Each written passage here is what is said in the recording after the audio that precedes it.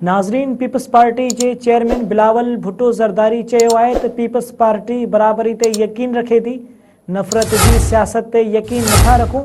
Peoples party हमेशा तक़सीम ऐं नफ़रत की सियासत के रोकियो आहे।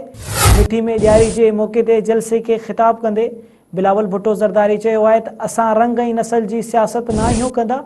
असां सभु पाकिस्तानी हिकु आहियूं ऐं हिकु थी रहंदासीं। परॾेही वज़ारत जो हलफ़ खणण बाद जिथे बि वियसि थरपारकर जो ज़िक्र कयो। बिलावल भुट्टो ज़रदारी जो चवणु आहे त कुछ क़ुवतूं नफ़रत ऐं तक़सीम की सियासत ते यकीन रखंदियूं आहिनि। पाकिस्तानी बाबत आलमी मीडिया में ग़लत फ़हमी मौजूद है। उन ग़लत फ़हमी जो जवाब अज थरपारकर की अवाम ॾेई छॾियो आहे।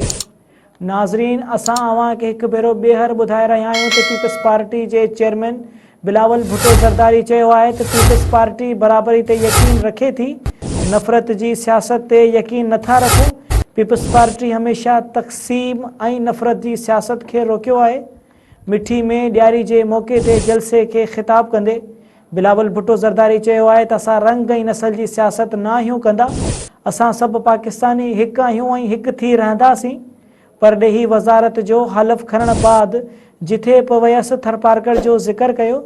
बिलावल भुट्टो ज़रदारी जो चवणु आहे त कुछ क़ुवतूं नफ़रत ऐं तक़सीम की सियासत ते यकीन रखंदियूं आहिनि। पाकिस्तान बाबत आलमी मीडिया में ग़लत फ़हमी मौजूद है।